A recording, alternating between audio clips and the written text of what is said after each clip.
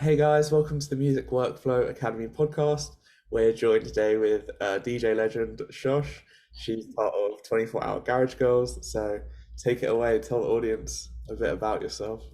Oh, I love getting introduced as a legend. I still feel like a new kid.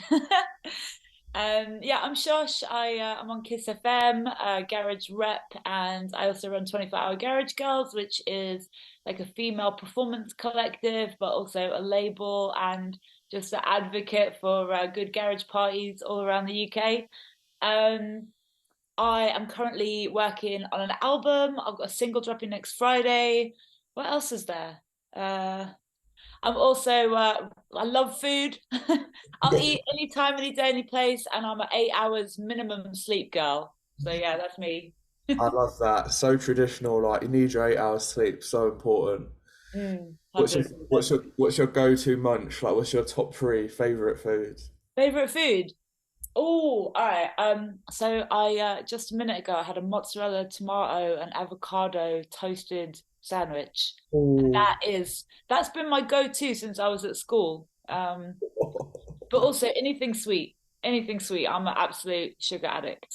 I love that. Hit up Yeah. the bakery, get some cakes in. Love that shit. Yeah. That's it, yeah. What about you? What's your favorite food? Well, my dad he runs a Lebanese restaurant in Knightsbridge called Marouche, so we get lots of Lebanese food. I love Lebanese. Yeah, you can hit up anytime, say no Omar, get free food, all that. Oh, okay. Plugged it early. I love Caribbean. Carib Everyone listening to this podcast is like, oh yeah, Omar, free Lebanese. yeah, you have to tell him like there's gonna be swarms of people. Yeah, he always gets my friends knocking at the door like, "Can we have free food?" And he's like, "No." I'll let him know when you're coming. I love Love that. Caribbean. Yeah, I love Caribbean food. Caribbean food's so nice. I love it. So nice Caribbean food makes you feel good. And yeah, that Love mozzarella thing you said sounds so nice. So I'm definitely gonna have to Oman. try that. Yeah. We normally have that on Christmas, like as a starter, but like not in a sandwich, but someone's banging. So Oh, what, like a Capri salad kind of vibe thing? yeah, yeah, Oh, yeah. don't get me started about them salads. Oh, yeah. I'm a vegetarian, so anything creative with vegetables and cheese, I'm all over it. That sounds good. Yeah, my dad's restaurant has like hummus, falafels, and stuff. So Oh, yeah, I do love Lebanese. I love like to is it tabbouleh? Is that Lebanese? oh Do you yeah, know? that's so And bad. Oh my god. yeah, just again, it's a salad road I'm going down. I sound like I'm a health freak, but I'm really not. Your juices, your daily juices. Yeah. My mum was a veggie for a while, but yeah, no, we've managed to convert her to some chicken because yeah, Oh yeah. so my dad's restaurant's so good, so it could exist. Um, yeah, so I saw you've got a new track, "Cry No More," that premiered on Kiss. Is that the one coming out soon? Yeah, that's right. Yeah, we premiered it on Kiss last night. Had such good feedback as well, like loads of messages in the DMs. You know, sometimes I think, oh, no one listens to my show. It's on at 11 p.m. at night. Like, who's listening to radio at 11 p.m. on a Monday night? But the feedback was really good. It just goes to show there like hundreds of people tuned in and loads of really nice messages. So big up everybody who's already supporting that. Love that. Yeah, go run it up. Go run it up. Like that's such a prime time slot, Driving, driving some random rave on a Monday, just got Kiss on. Yeah. Just Pick up the Monday Ravens. Yeah. yeah, yeah, we know about that. We know about Oh, that. I love him. And yeah, so for everyone listening, we were supposed to have this podcast like a few weeks ago, but Shosh was moving house. We had Christmas. This is being filmed in like mid-January. So it's been super busy. So you've moved to London. Place looks really nice, well kept. Yeah. Yeah, so I'm glad that yeah, that's Yeah, I love it. if we post the video, you'll see, but we'll decide at the end. But so yeah, moving house is stressful, but no, it looks like you transitioned well, so I'm glad you moved in safe. Everything's good. Yeah, thank you. Thanks for bearing with me as well, because I know I've been like, we were really hectic, weren't we? I had one thing and then you had something, and we've just been going back and forth trying to find a good time. So, yeah, thank you for bearing with. Oh no, it's a pleasure. Like so good to have you on as a guest, and it's just brilliant. Um, So yeah, how's things going at Kiss? I see moving into a new office. I think it's in Euston. That looks really cool. Nice office space. Oh my God, it feels like the Matrix before they've loaded anything into it.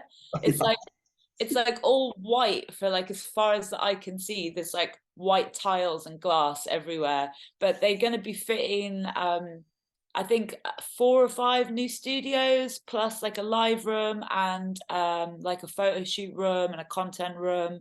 And we're going to have like private listening booths and there's free coffee and yeah, I can't wait.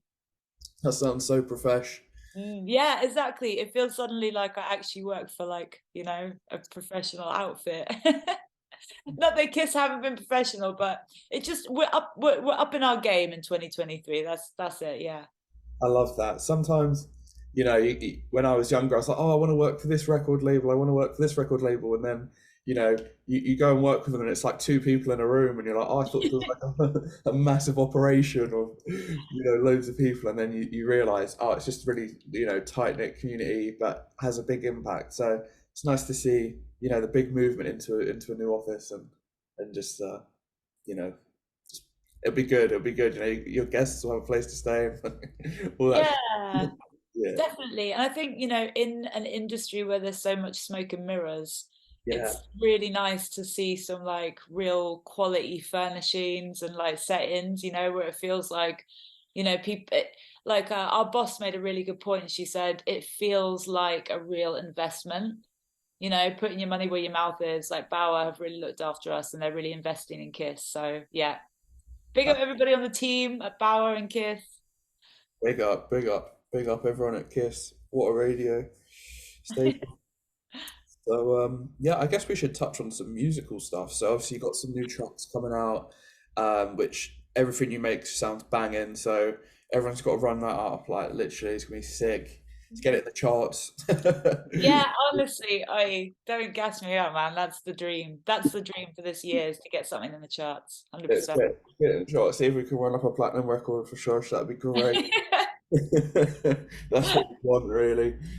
It's everyone's dream, and If yeah, everyone could just share my dream, please, this year. Yeah, just be massively entitled. yeah. We just need everyone everyone spend a quid, and then bang in the charts, platinum record, and That's it. stuff like that. So yeah. I mean, did you were you playing over New Year's? What have your sets been like recently? I saw your recap of last year. Everything looked hectic. You had like 21 festivals or something. Yeah, yeah. It was honestly last year was it was like one of those years that I wish that I'd had more time to soak in because I just went from one thing to the other and the schedule was so crazy that I just kind of went into like robot mode where I was like a cyber DJ, like barely functioning outside of shows, just going from one thing to the next. There were some days where I would fly out to Ibiza and then fly back that evening to play another show, and then fly from Bristol up to Newcastle to play another show, and that would just be the weekend that I had in store for me.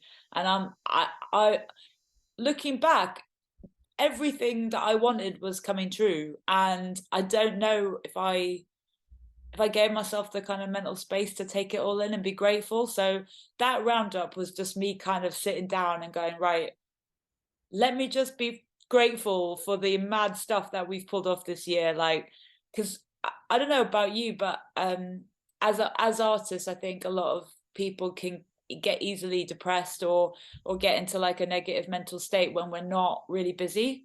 And like even if I have a week or 2 weeks without gigs, I start to question everything. I'm like, oh, what am I doing in my life? Like I put all my eggs in the DJ basket. Like what the hell was I thinking? And and I get really creeped out if I'm not busy. So I was just kind of reminding myself of how lucky I've been and how grateful I need to be for all these amazing things that have happened. And if someone had said to me a couple of years ago, you're gonna headline XOYO, you're gonna play Ministry of Sound 3 times, you're gonna have an Ibiza residency, you're gonna do Creamfields, all these huge things that we pulled off last year, I would have been in heaven.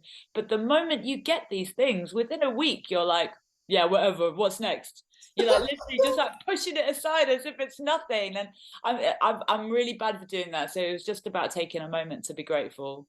Oh, Yeah. Yeah, Yeah. and interject that. It's the most relatable thing I think we've heard on the podcast. Like, that feeling of dread when things aren't going your way for a week or two, and then the week or two passes and you get a massive booking coming, and you're like, oh, what was I worrying about? And then Yeah. and then you're like, I'm buzzing for the booking. You go do the booking, and then you're like, oh. You're like, when's the next one? Like, you're just constantly Yeah. chasing this the process of like the high of like performing, and then you want another one and a bigger one, and then you're like, right, now I've done X, O, Y, oh, that's huge, and then you're like, okay, now I want to do this, and then it's just a never-ending journey. Uh, Mm. it's such a human thing, so relatable, and like Mm. that when you have that break and you're like, oh fuck, nothing's going your way, and it's just self-doubt. Like I think everyone suffers with it. Like sometimes with my business, I'm like, what if no one ever signs up again? Like Yeah. the next day, like five people sign up when I'm sleeping, and I'm like, oh, so what was I worrying about? Yeah. Yeah.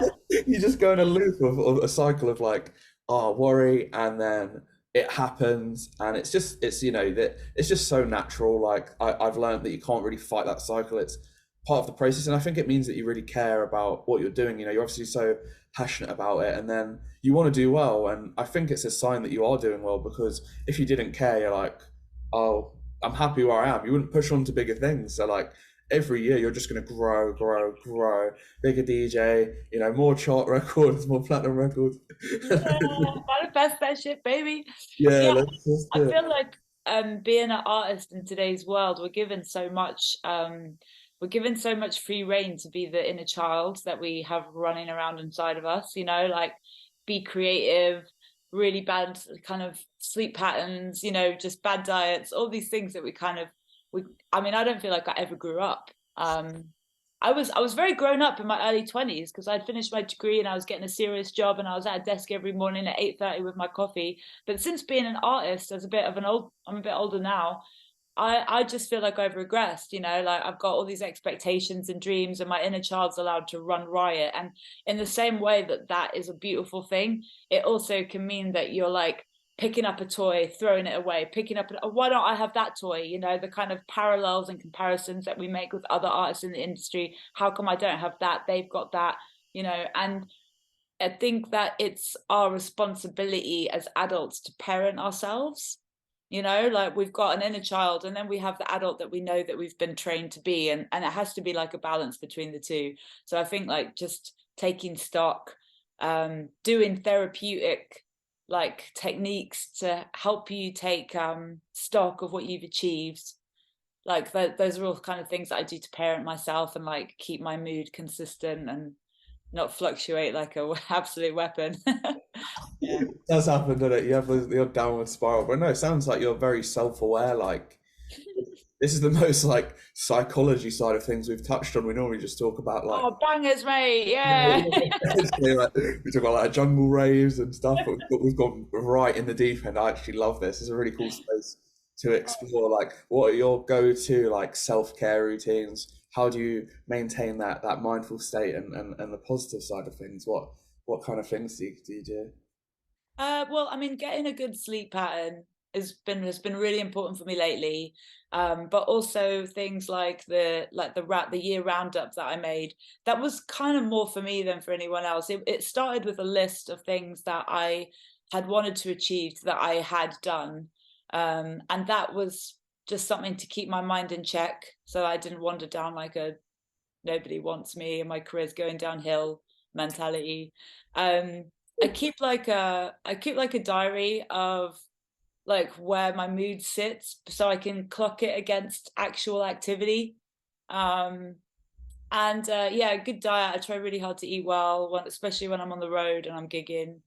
And yeah, yeah, I think as well, like remembering that there's enough space for everybody has been a real lesson because I used to be really jealous of things that I didn't get that I felt like other artists got or especially female artists that maybe hadn't put the work in who I saw kind of surpass me on the ladder. And I just think having these conversations with yourself are so important. Like there's enough room for everybody. Someone else's success should not diminish what you can achieve. And all these things that we try and do to mentor ourselves, I think it's important. It's good to practice. Amazing. Oh my God, Shosh, didn't realize you're such a philosopher.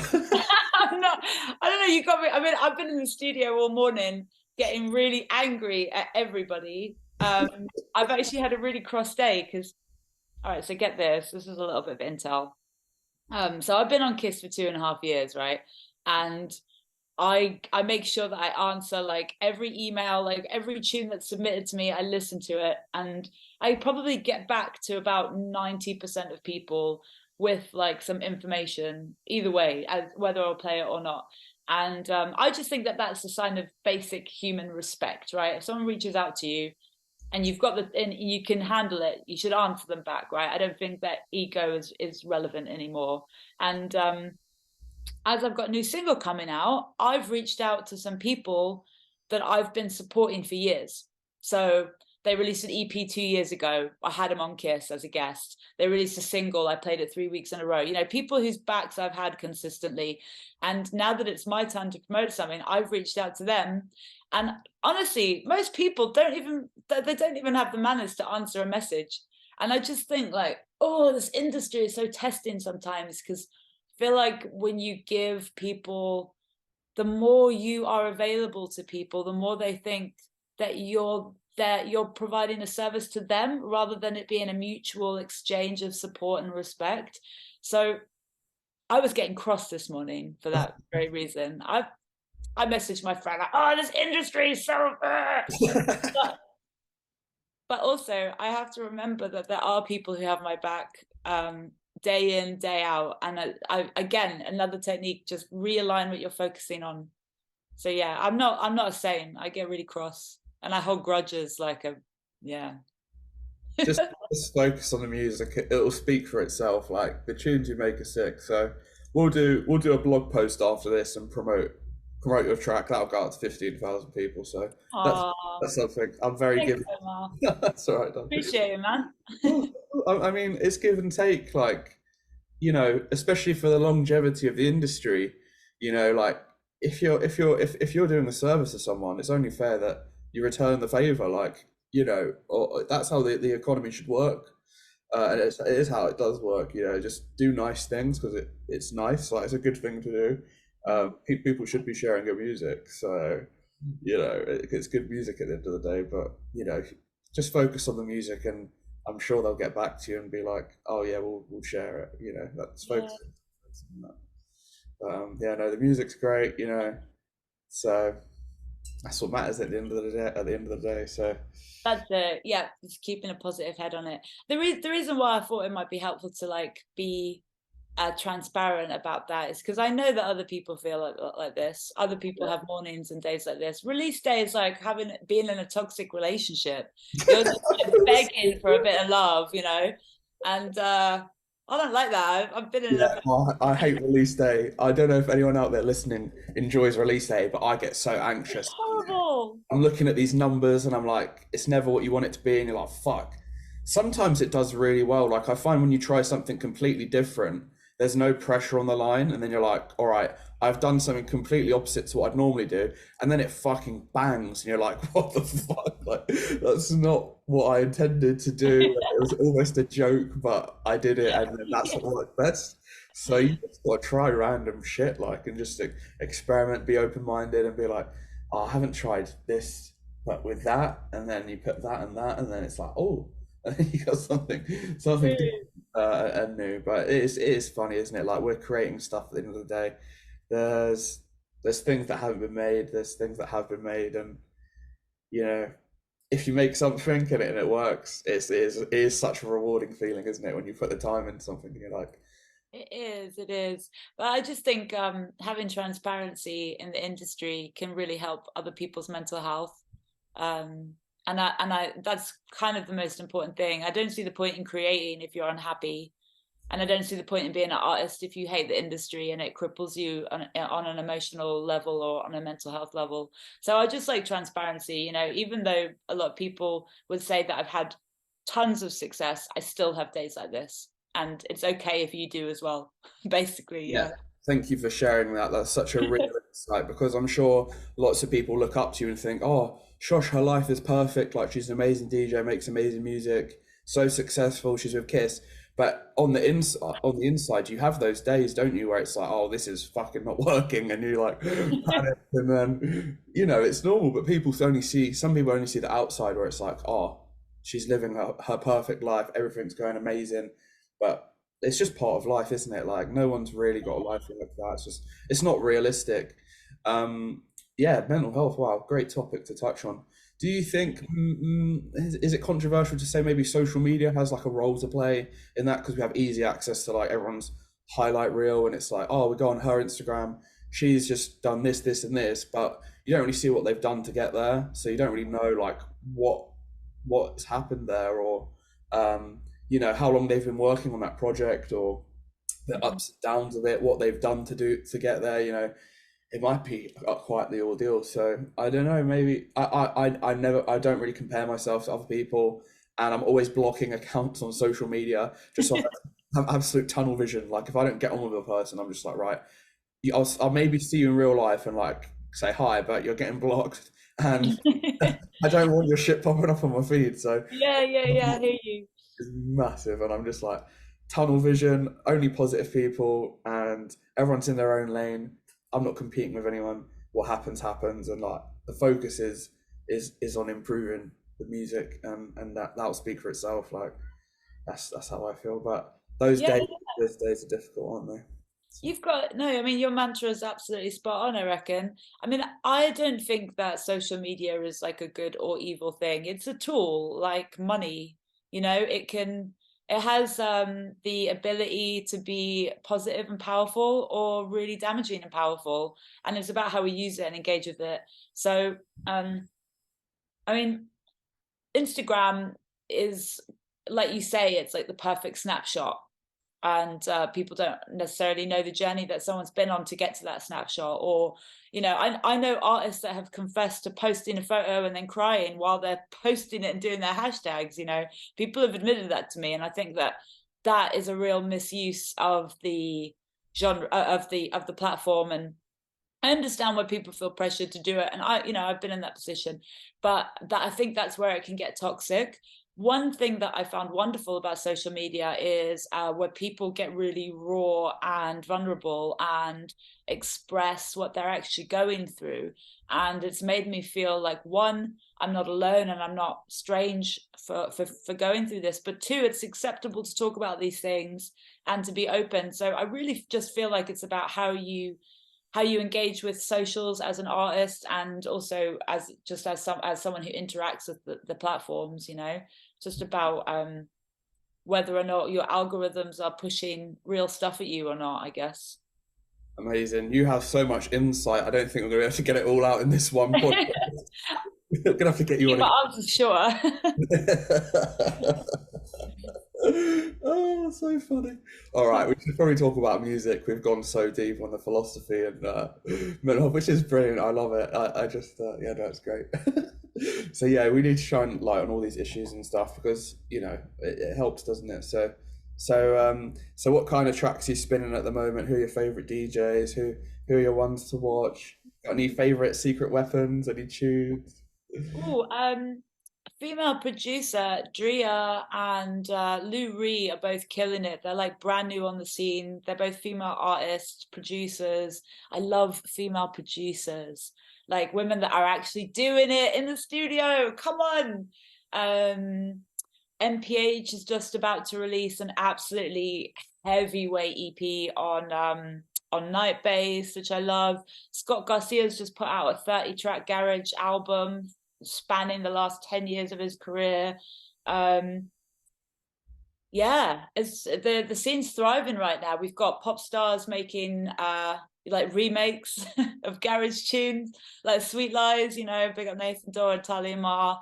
And yeah, I just see it on all levels right now. The scene's really popping. The kind of dirty UKG bass sound is doing really nicely. Steppers Club have just started like a massive project where they're reaching out to labels that make garage around the world. So they're working with they're working with a label in Australia, one in India, one in Japan, and one in America. So yeah, I feel like everyone's been really busy and really productive, and all the different angles of garage are coming through really nicely right now. So yeah. So sick. Long live garage. Yeah, man. Yeah, so good.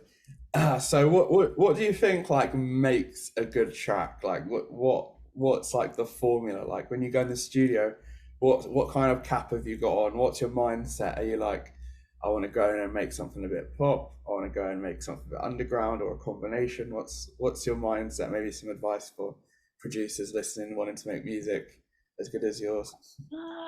It changes all the time, really. I still don't feel like I've developed like a really specific sound, because I'll go in one day and want to make like a filthy 4/4 bass driven garage record, like something like Get Down, or like a Master Blaster remix that I did, just something that's really like 4 to the floor, heavy, with like a big fat FM synth line running through it. But then the album that I'm working on is going to be very commercially driven, and I love like a R&B, like cheesy garage twist, like I love that stuff. And I think one of the reasons why I love the genre so much is because it can actually house both of those energies really nicely. Like you can have the cheesiest top line on garage with like, cute little plinky plunky M1 riffs like on the breaks. And then you can have like a filthy MC come in and absolutely destroy it, and that can exist in the same record. And I don't feel like many other genres can do that, mix the rude boy and the cheese like so beautifully together.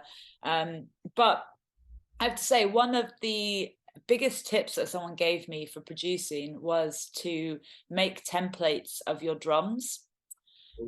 Because then when you get like a creative brainwave and you just want to get those melodies down, you can just whip something out and get started. You don't have to spend the first 2-3 hours trying to find that perfect snare. Or honestly, I probably spent like 6 months on snares when I first started. And I always thought you had to find the perfect sound, but you don't. You can layer that shit up. Like you can have a snare that's a little bit dull and then add a clap to it, or add a click, or add another snare and EQ bits out of the way of each other. So don't be afraid to get experimental and try stuff, because all of the things that I was told were no-nos, loads of people are doing. Yeah. Get on with it. It's so Get on with funny, it. that, isn't it? Yeah. Everything that's gate kept is like the way to success. So if someone says, don't do that, go in the studio and do it twice. Like, Yeah, exactly. I always say, right, music production and religion are the same, in the sense that if someone tells you they've got all the answers, they're full of shit. So, so funny. There's no rules. It's just have fun. Normally try and keep things in key and like yeah, yeah. But like I was taught that I had to tune. I always had to tune my kick, right? The person that showed me how to use Ableton, big up Amanda Dexterous, she's one of my best friends. But she taught me to tune my kicks, because she did a lot of kick drum based stuff. She's like more of a techno producer, and I think in that genre it's quite important.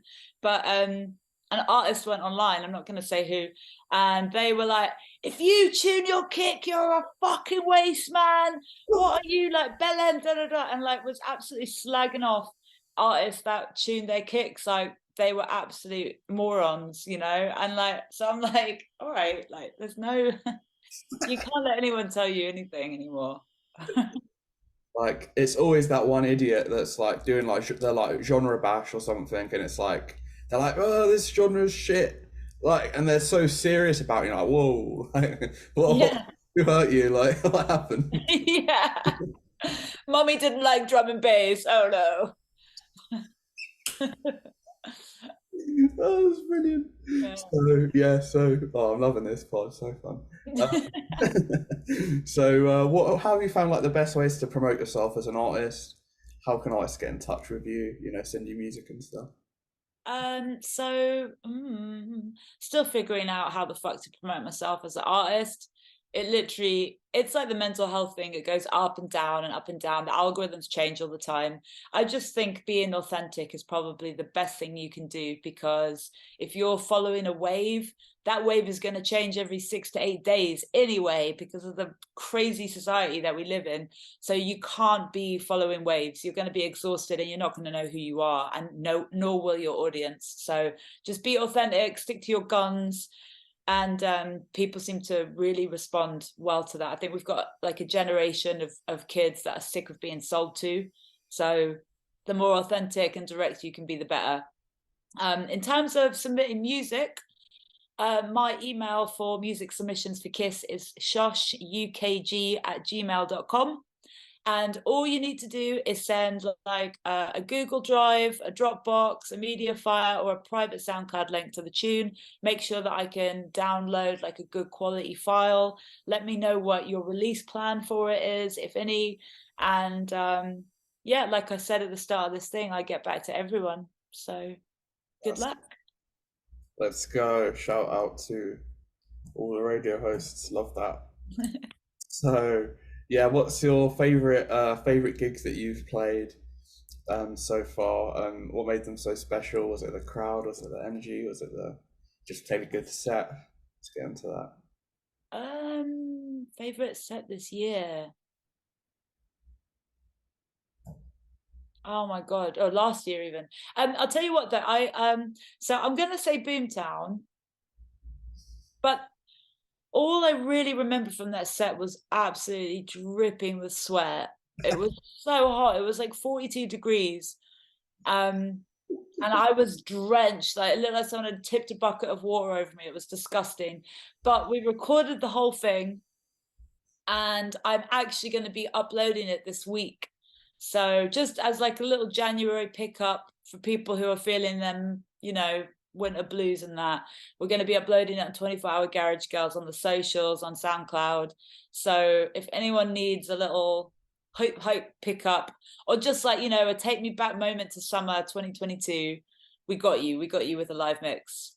Huge. That's a nice little exclusive on the pod. Yeah. Big up Millie and Jazz and Kelsey upon the mic as well. That's the team, man. They're amazing. Big up them, big up the Boomtown crew, Yeah. everyone throwing them festivals.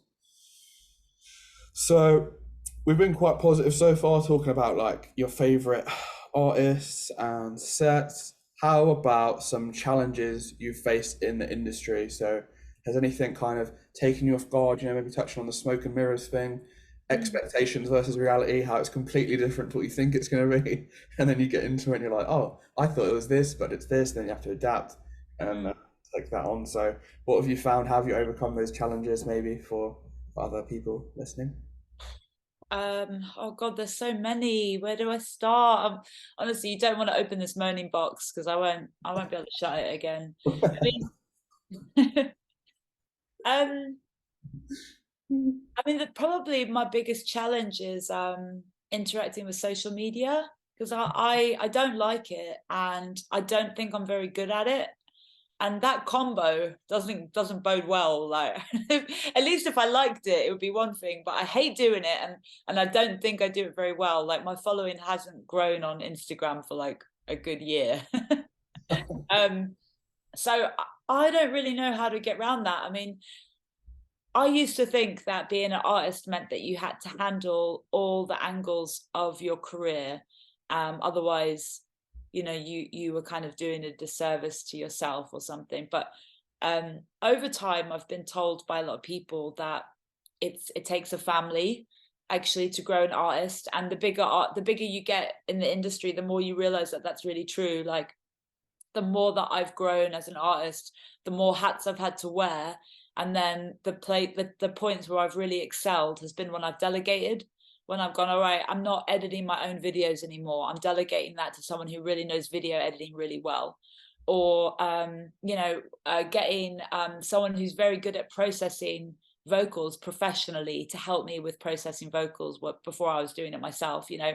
Um, and in the same way, I'm kind of speaking to potential management about helping me with my PR stuff, because that's just something I'm not good at. it's not. I'm not good at it. I suck. I don't like it. I'm not like. I'm far too honest and Not a good trait. um. So yeah, I think like I think there's actually power in delegating and letting people who are good at what they do actually shine through and do it. That's fine. So That's some boss advice. That is some good advice. So where do you normally find these people? Are they already part of your network, or are there any platforms where you're like, oh, I'll go here for PR, or I'll go here for vocal processing, or they're just kind of people that your connections that you've already got? it's a little bit of both. I'll probably start with like my peer group connections that I've got within my peer group. For example, like with vocal processing, I called upon an artist whose vocals always sound really crisp and clean. And I was like, who does your vocal processing? And I spoke to him, and then I got passed on to his guy who I didn't formally know. So sometimes you can use your peer group to research and discover, people on the fringe of that. Um, yeah, like I've had people like fellow DJs at Kiss point me in the direction of their accountants and their video editors and like all these things that I fucking need help with. So yeah, yeah, bit of everything really. But I just think it's important to do your research. Like figure out what you want and on quite specific terms, and then look for someone that already does that rather than try and like get people to work to your briefs and bend their skills to what you need. Because I always find that if you approach someone who's like in that field, they'll already know what you want. Half the time they're like, oh yeah, yeah, yeah, and it's just so smooth. That's it. Hire professionals, delegate. That's some amazing advice. And let's go a bit more personal. What led to you becoming so self-aware, and what was your journey like to this point? I'm old. Like you don't get like I'm mid-30s now. You That's don't not get old. I feel old. I mean, um, our family was always one of those families that talked about everything, probably to a fault. But both my parents are really good communicators. My dad's like a philosopher and a theologian. He's got a master's degree. No, he's got a PhD now, I think. Um, I've got a master's in English literature. So I was always kind of encouraged to study and to be very vocal and critical of everything that I was doing and feeling, which, like, I don't know, I'm a nightmare girlfriend. I want to talk about everything. It's so draining. And I get it. I totally get it, boys. I'm sorry. Chat, chat, Do you know what? chat. Boys won't listen to you. A man will listen to you, and Oh, I'm that's dropping bombs right now. That's so true. that's the truth. There's the boys who won't listen, innit? The men will listen to you and support you Mm, emotionally, and that's what you need. So mm.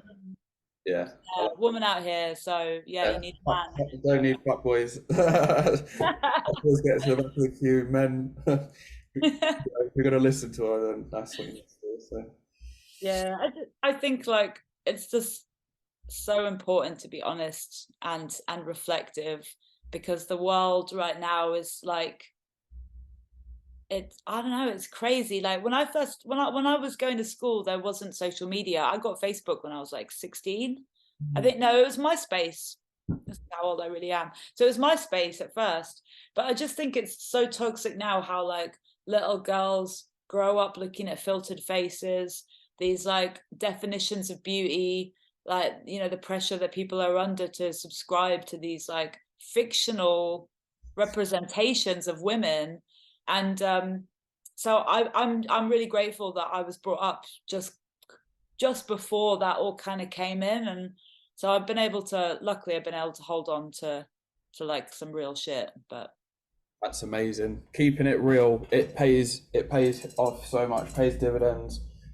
That's definitely a piece of advice I think we both advise to anyone like listening. Just be yourself, because you can't be anyone else. Like if you're being someone else, you're putting on an act, and then if you're authentic, it's going to inspire others to be authentic. So important, isn't it? Just be yourself, carry yourself how you want to. Like that's it. Know yourself. If you're walking around like this is going to, there's girls as well, obviously you're a woman, but there's girls, and if you don't know yourself or you don't know what you're about, that's dangerous. Like you're going to get sucked into things, you're going to think that bad things are good things, you're going to think good things are bad things, and Uh, it's going to fuck you up for life. So just get to know yourself in it, read some books, do some meditation, test yourself, test your limits. Yeah, yeah, totally. You can't watch like the trends and the fashion things right now because it's not for you. It's not for your mental health. It's not designed to make you feel good about yourself. And so you've got to see it for what it is. And taking it in the other direction because I've talked a lot about women, but I totally understand like the issue of like the toxic masculinity issue where guys don't want to subscribe to this idea of what it is to be a man because it's really toxic and it's actually really harmful. And I do feel for guys just as much as I feel for girls right now. Yeah, I think if I'm just being a guy, I think men have it tougher at the moment. You Mm. know, we don't have many role Especially if you're models. a cis white guy, fucking hell. If you're a what? If you're a cis white male, you can't say shit right now, right? No, I'm joking. I'm joking. Oh, this is such an interesting pod. It's gonna go on forever. Like we could talk about aliens, the meaning of life and shit. It's really good. We've got two deep thinkers here, so yeah, no, super interesting. Yeah, no, it's just society. God, there's not really society is society. There's only so much we can do. I think being authentic, and there should be limits. You can't go on Instagram. This, I think you're not allowed to be on it younger than 16, but there's obviously people on it. They should limit your time on like TikTok. Like I really stay away from that because it's supposed to shorten your attention span and all sorts. And these makeup companies are there to make you feel insecure, monetize you, and so you're like, oh, you need this next product when actually it makes your skin worse. Like, so, Yeah. yeah, there's a lot we could talk about, but I don't want anyone to come after me. So I mean, it's interesting to touch on.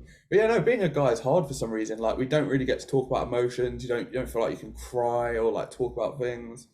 I think Yeah. it's I've weird. I don't know I've got four brothers, and that breaks my heart, man. Because I love those boys to the world. In fact, they're good boys. I helped raise them, and like to think that they might be stifling some deep emotion. I have even, their relationship with my mum compared to my relationship with our mother is like so different. Like I'll call my mum like, I don't know what I'm doing. I don't know. It might be like menstrual week or whatever it is. I'm kicking off. And my brother could be going through the most and he'll just be like, yeah, fine. Yeah, it's like that. It's weird. And those bottled up emotions, they just turn into an energy which can only be converted into something else. So so a lot of men just fight, like we all just fight each other, which is fun, but like you can channel that energy into being creative. So if anyone is listening to this and feeling maybe down or depressed or anything like that, obviously you can contact me or Shosh, but also you can convert that energy into creative energy and use it. I heard a theory recently that depression is creative energy that's being stored and not used. So maybe Oh, if you use that energy to maybe create content or make a song or do a painting or do a jigsaw puzzle or do some meditation and use that energy to create, it will help uplift your spirit. Use it to try and help other people, make something that you like and share it with other people. And I promise you, for me, it's the best feeling, and it converts all of that negative energy into something positive, and it will help the world and just make the world a better place, which is what we should all be about, really, just helping others and stuff. I love that. Yeah, absolutely. Convert that into positive energy. I mean, it's not always easy to do it on the day. Forgive yourself if you can't do it on the day. I mean, I have days where I'm like, nah, fuck this. I've got a blanket, a 420 vibe, and I'm gonna chill out and just like shut the world out because you can't be a hero every day. You can't be your own hero every day. Sometimes you just need to like be nothing and just let it pass you by. But when you can stand up and get on with your day, make sure that you do channel that into something positive. I totally agree. That's it. So good. It's just those cycles where you have the day and you're just like, right, I'm going to do nothing today. That's so fine. For Mhm. me, I'm a perfectionist, and I'm like, I have to work 16 hours a day. I have to work 7 days a week. I don't take days off. Like I am a workaholic as well. So, and Mm, I feel guilty if I sit down and like read a book. I'm like, oh my God, I should be working. I hear It's, that. yeah, it's hard to deal with. And then there's imposter syndrome where you're like, oh, I don't deserve this, blah, blah, blah.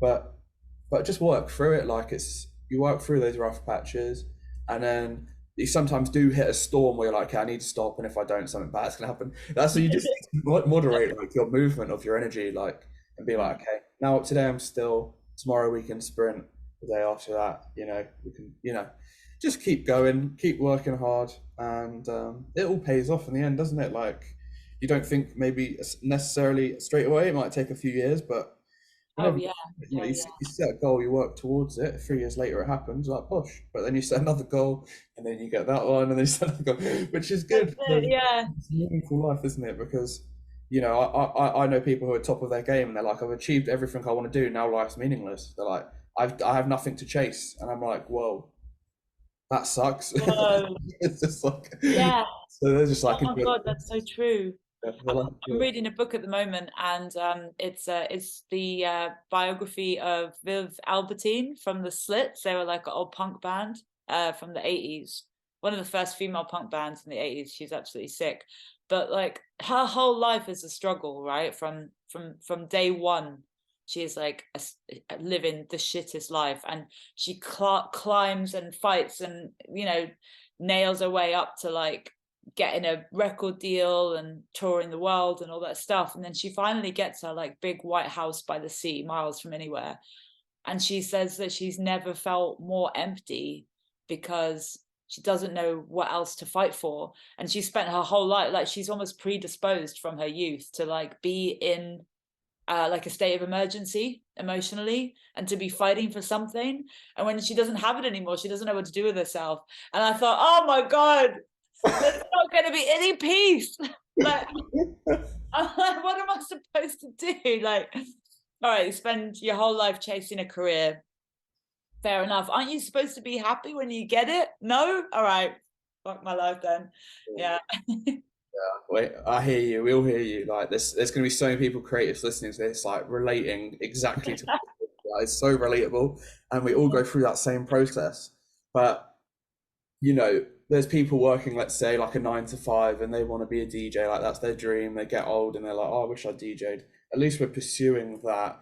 And I promise myself I'm going to live without regret. Like, I'm going to do whatever I want. If I want something, I'll go and get it. So I Yeah. have no regrets, and like I think that's the same with you. You've pursued your dreams and you're authentic. When you do those two things and you stick to your morals, like you are fulfilled. You're probably happier than most people, but everyone has those days where. I reckon I am. I sleep well at night. I do because I know that I write my own music. I've built up my own brand. Like I am authentic, and I try and do everything with a good heart and a good intention. So yeah, I do. I sleep at night, and most days I feel pretty happy. So yeah, I'm grateful for that as well.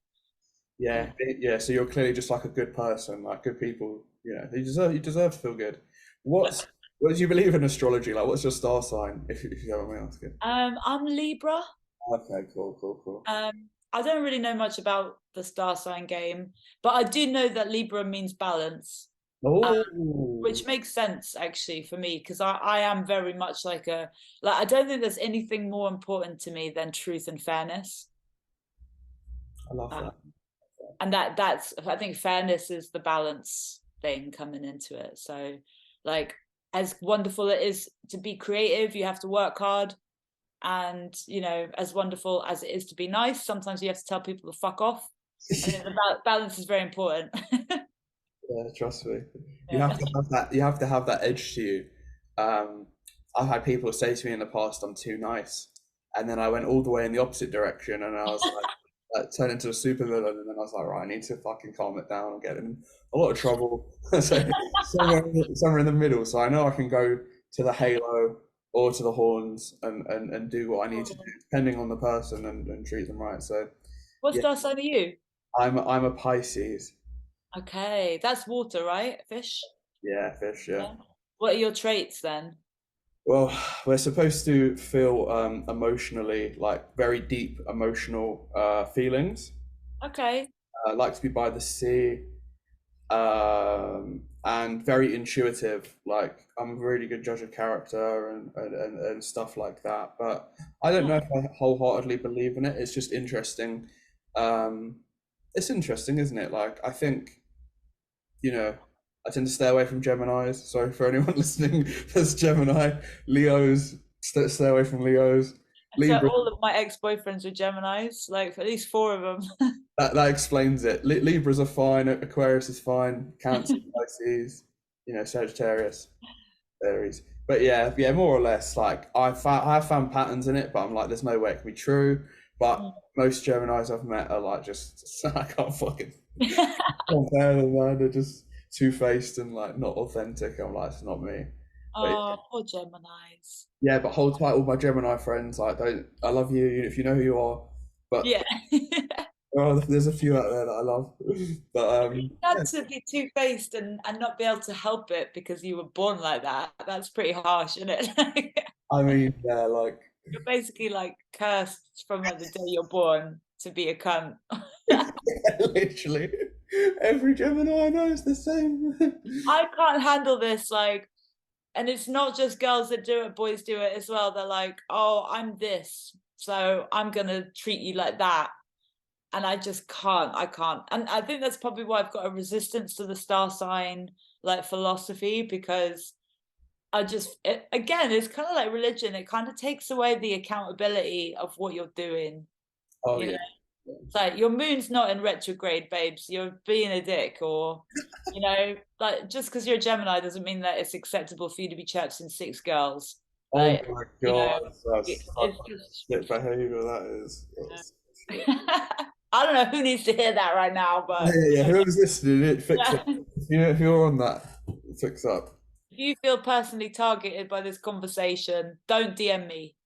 Yeah, just if the shoe fits, wear it and fuck off. Like, we don't, sign out, sign out. We don't need you here. We've got enough good vibes. If you're listening and enjoying, sweet as. We'll talk to the next one. Love it. All right, fuck it. Let's wrap it up there. That was amazing. Thank you, Shosh. I'll end the recording Oh, and I'll chat to thank you. you, man. All right, love.